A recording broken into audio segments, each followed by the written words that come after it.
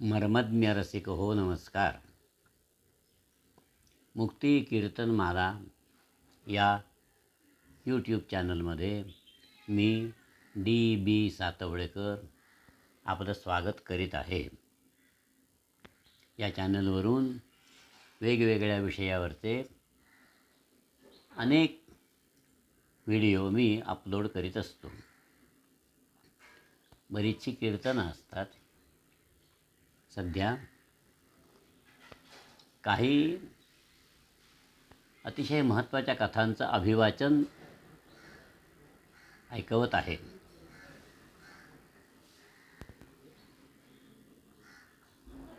G.A. Kulkarni या लेखकाने बखर बिम्मची नावाचं एक पुस्तक लिहिलं आहे. बालकथा आहेत आणि त्या इतक्या कल्पनारम्य आहेत की लहान मुलांबरोबरच मोठ्या माणसांनाही आपण त्या विश्वात कधी गेलो, रमून गेलो लक्षात येत नाही. आजची ही बालकथा आहे.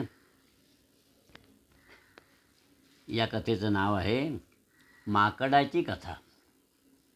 लेखक G.A. कुलकर्णी. आरंभ करूया. नेमकी आजच मोलकरीण आली नव्हती आणि घरातली सगळी पिठं संपून बसली होती. आईला ना गिरणीकडे 3-4 फेऱ्या कराव्या लागल्या आणि त्यात भर म्हणून गल्लीतल्या सगळ्याच मोलकरणी गैरहजर असल्यासारखं गिरणीत आज खूपच गर्दी होती. तिथे ताटकळत राहून तिचे गुडघे अगदी मोडायला झाले होते. मग घरी मुलांची जेवणं झाली. ती नेहमीप्रमाणे अगदी साग्रसंगीत झाली. म्हणजे काय? म्हणजे अशी की बिम्मनं पाण्याचा तांब्या टेबलावर लवंडला दिला ढकलून. बब्बीला आमटीच्या वाटीत शेवग्याच्या शेंगाचा एकच तुकडा आला आणि बिम्मच्या वाटीत 2 तुकडे अगदी स्पष्ट दिसत होते. कसं चालणार? त्याने वाटीची ओढाताण केली आणि दोघांच्याही कपड्यावर आमटी सांडली. आपापली ताटं उचलली आणि मोरीत ठेवण्यासाठी जाता जाता बिम्मचं ताट वाटेतच खाली पडलं. खणखण आवाज आला. अखेर जेवणं संपली आणि मुलं झोपायला वर गेली. आईने एक सुस्कारा सोडला असेल नसेल तेवढ्यात गेट वाजलं आणि दारावरची घंटा झणझणली. आईने कपाळाला हात लावला आणि दार उघडलं तर वाणी दुकानदार समोर उभा. तो म्हणाला, तुमच्या यादीप्रमाणे सामान आणलेलं आहे. उद्या गुरुवार, दुकान बंद. तेव्हा तुमची अडचण नको म्हणून मीच सगळ्या पिशव्या सायकलीला अडकवल्या आणि घेऊन आलो. कुठे ठेवू हे सामान?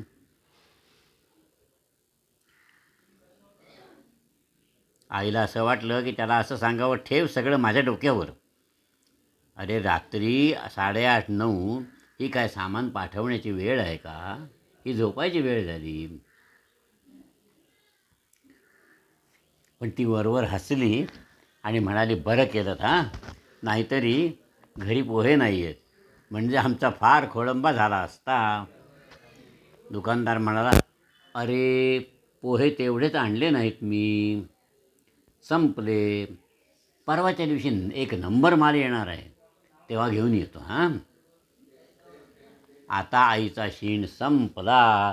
तिने सगळं सामान घेतलं, निरनिराळ्या डब्यात भरलं आणि डबे फळ्यावर ठेवून दिले. बिचारी हैराण झाली. तोपर्यंत 10 वाजले. ती वर आली तेव्हाच अर्धवट झोपेत होती. अंथरूण स्वच्छ पसरलेलं होतं आणि वाटच बघत होतं. तिला अतिशय समाधान वाटलं. आता आडवी होणार. कोपऱ्यात कॉटवर बब्बी, बाजूच्या कॉटवर बिम्म बाळ, दोघेही अगदी निश्चलपणे पसरली होती. तरीसुद्धा तिला माहीत होतं की दोघं घड्याळातल्या काट्यासारखी खडखडीत जागी आहेत. ती अंथरुणावर पडली आणि भिंतीकडे तोंड केलं आणि डोळे मिटवून घेतले. पांघरुणाच्या कडेवरून बब्बीनं तिच्याकडे बघितलं, पण बिंब ना त्याने सरळ पांघरुण बाजूला केलं आणि उठूनच बसला. तो बिंब आईकडे आला आणि तिला हलवलं आणि जागं करीत म्हणाला, आई आई, आज गोष्ट सांगायची राहिली. अरे बापरे.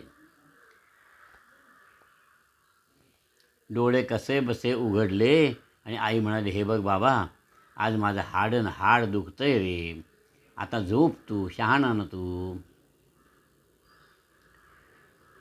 आणि केवळ सवयीमुळं बिंबनं मान हलवली, नाहीतरी शहाणा होणे याबाबत त्याचा उत्साह अतिशय कमी झाला होता.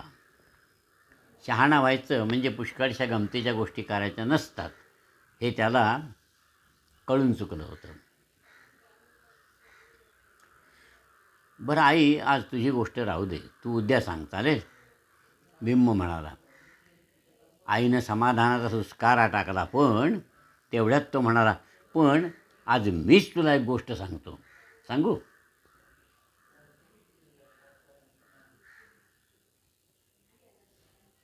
आई एकदम घाबरी झाली. बिंबची गोष्ट म्हणजे तीत काय येईल काय नाही त्याला काही ताळतंत्र नसे. दिवसभरात घडलेले सगळे प्रसंग तो सांगत असे. रस्त्यात गाय दिसली, बब्बीच्या हातून कप फुटला, कपडे वाळत घातलेले, मांजर, पोस्टमन, गवळी, चिमण्या, सगळं त्याच्या गोष्टीत येत असे. आणि मध्येच जर एखाद्या कुत्र्याचं ओरडणं ऐकू आलं तर ते सुद्धा गोष्टीत आलंच. शिवाय त्याची गोष्ट नुसती ऐकून घ्यायची नसे, तर ऐकणाऱ्याने प्रत्येक वाक्याला हूं हूं हूं असं म्हणायलाच हवं. जर तू हूं म्हणत नाहीस तर मी गोष्ट कशी पुढे सांगू, सांग बघूया, असा तो अधीरपणे ओरडे आणि झोपलेल्या आईला हलवून जागं करी. आता बिम्मलाच जर झोप आली ना तर त्याची गोष्ट थांबत असे, ती कधी संपत नसे, ती तात्पुरती थांबत असे. आणि ती सटवी झोपसुद्धा कधी रात्रीचे 12 वाजून गेल्याशिवाय येत नसे. हा 12 वाजेपर्यंत जागा. आई उठून बसली आणि म्हणाली, बाबा, मीच एक लहानशी गोष्ट सांगते, ती झाली की अंथरुणावर पडायचं आणि झोपायचं, कळलं? बिंबने मान हलवली. ती सांगायला लागली, बाळा, बिंब बाळा, एक होता राजपुत्र. बिंबनं लगेच काय केलं, त्याचं नाव काय होतं? अरे, त्याचं नाव गाव गोत्र घेऊन काय करायचं आहे तुला? तू काय लगेच त्याला पत्र पाठवणार आहेस का, की त्याचं लग्न जुळवणार आहेस? आई चिडून म्हणाली. आणि आता मध्ये बोललास तर गोष्ट नाही, काय नाही, शिवाय सकाळी एरंडेल घ्यावं लागेल, समजलं? बिंबनं ऐस पैस मांडी घातली आणि तो निश्चयाने गप्प बसला.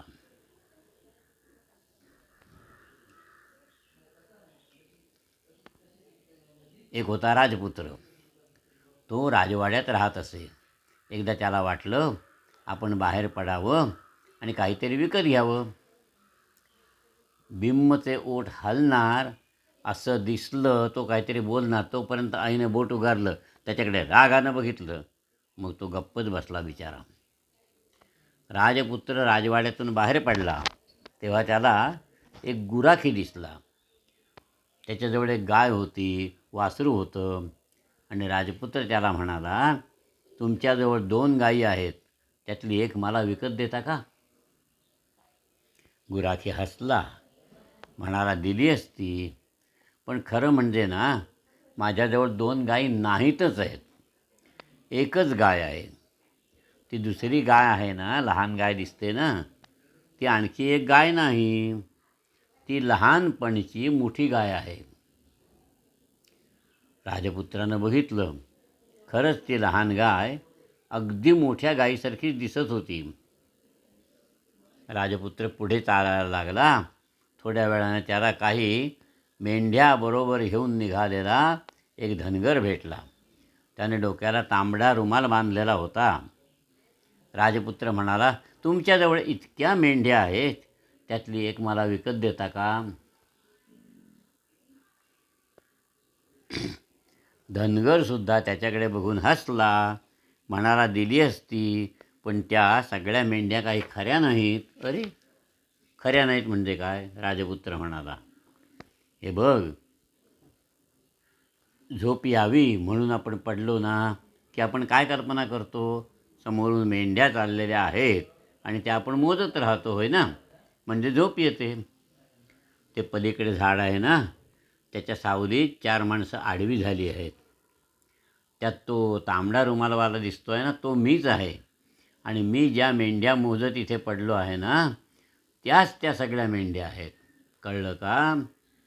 मला झोप लागली आणि मी डोळे उघडले की त्या सगळ्या मेंढ्या नाहीशा होतील.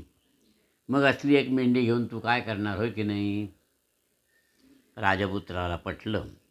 त्याने मान हलवली आणि तो पुढे निघाला. थोड्या वेळानं ना, त्याला घोड्यावरून एक माणूस येत असलेला दिसला. तो अतिशय घाईत होता, पण राजपुत्राला तो घोडा इतका आवडला, एवढा आवडला, की त्याने हात वर करून त्याला थांबवलं आणि सांगितलं, हे बघा, जरा थांबा ना, तुमचा घोडा फार छान आहे, तुम्ही तो मला विकत देता का? तो माणूस म्हणाला, दिला असता, पण हा घोडा माझा नाही. गावातल्या चौकात हातात तलवार घेतलेला एक टोपीवाला माणूस आहे ना, त्याचा हा घोडा आहे.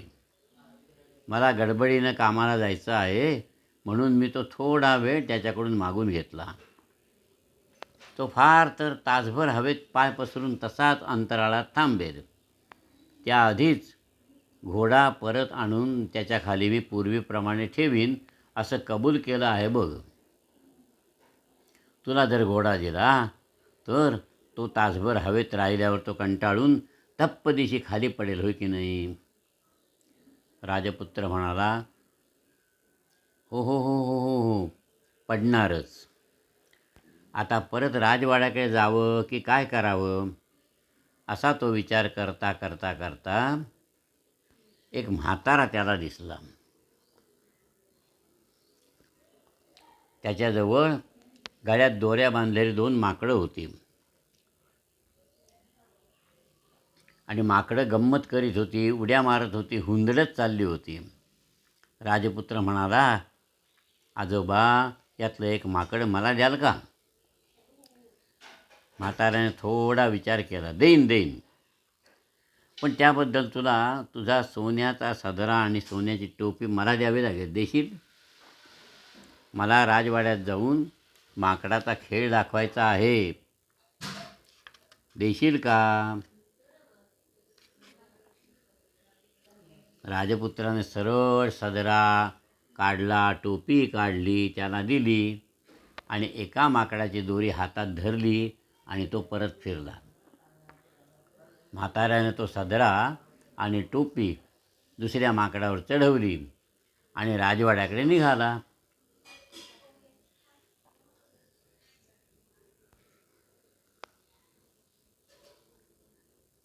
राजपुत्राने माकड घेतलं आणि राजवाड्याकडे आला तेव्हा त्याला एक गर्दी झालेली दिसली. सोन्याचा सदरा आणि सोन्याची टोपी घातलेलं माकड तिथे होतं. सगळी माणसं माकडाला अगदी लवून मुजरा करीत होती आणि खुडी माणसं नेहमीच कपडे, खुर्ची आणि गादीला नमस्कार करीत असतातच. पण माकड मात्र पायावर पाय टाकून ऐटीत स्वस्थ बसलं होतं. म्हाताऱ्याने आरडाओरडा केला, अनेक वेळा काठी आपटली, पण माकड मात्र सुस्तच बसून राहिलं. ते काहीच करीना.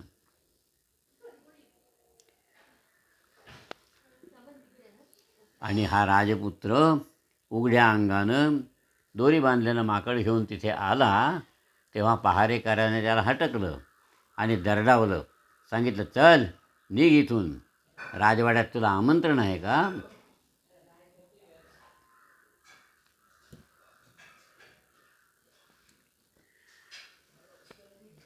असं 3 वेळा झालं. राजपुत्र रडकुंडीला आला. त्याला कोण राजवाड्यात घ्यायलाच तयार नव्हता.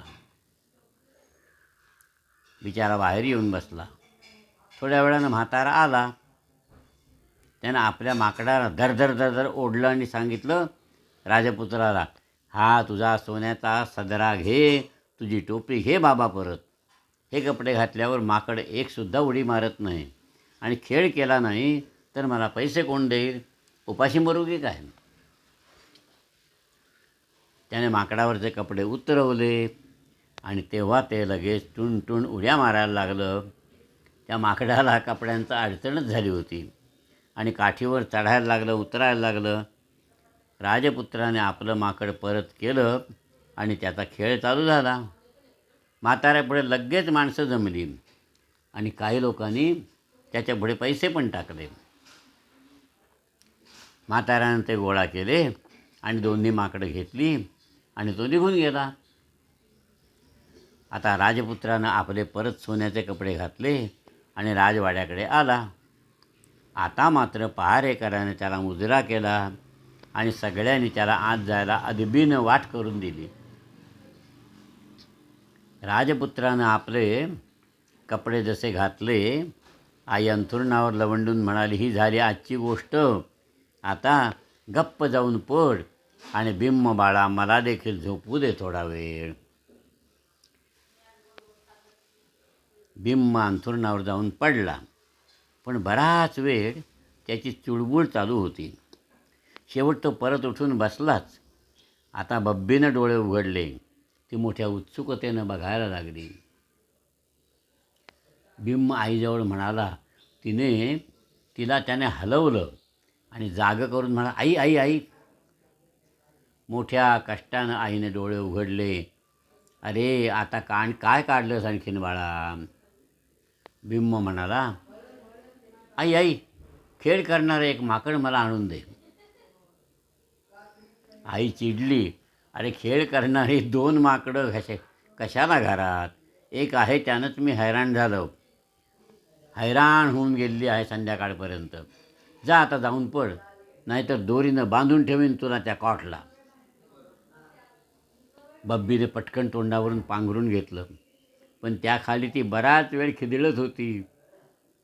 तिच्याकडे बघत आई म्हणाली, आणि तू देखील खिदळ खोबरी. आता जर तिकडून मोठा आवाज आला तर कान ओढून लांब करीन आणि त्यांची गाठ मारून ठेवीन बघ डोक्यावर. बिम्म अंथरुणावर आला आणि पसरला. डाव्या कुशीवर वळला, पण लगेच त्याला उजवी बाजू जास्त बरी वाटली. तो आता उजव्या कुशीवर वळला. पांघरूण हळूच बाजूला करून बब्बी आपल्याकडे बघत आहे. त्याच्या लक्षात आलं ती त्याला वेडवून दाखवत होती. थोडा वेळ गेला आणि त्याची हालचाल जास्तच वाढली. तो उठला आणि परत आईजवळ आला. यावेळी तिला जागी करायला जास्त वेळ हलवावं लागलं. ती बिचारी गाढ झोपली होती. आई आई. आई रागानं म्हणाली, म्हणजे परत आलास? तुझा पायच मोडून देते, थांब तुझ्या हातात. आता कसली काढली आहेस नवी वरात? मला ते माकड दाखव ना. खेळ करणारं एक माकड आधीच घरात आहे असं म्हणत होतीस ना तू. ते माकड कुठे, दाखव ना. आता बब्बी लाही उडाल्यासारखी एकदम फटकन हसली. आईनं भिंतीकडे तोंड वळवलं, तोंड घट्ट मिटून घेतलं, ओठ मिटून घेतले आणि मग ती म्हणाली, ते आहे वरच्या मोठ्या कपाटात. आता ते शहाण्यासारखं झोपलं आहे. आता तू सुद्धा झोप, माझ्यावर एवढे उपकार कर रे बाळा. परत बिंब अंथरुणावर पडला. इकडे तिकडे 4-5 वेळा वळला. त्याचे डोळे जड झाले आणि अखेर तो झोपला. तो झोपल्यावर बब्बीचं लक्ष उडालं. ती ऐसपैसपणे झोपली. पण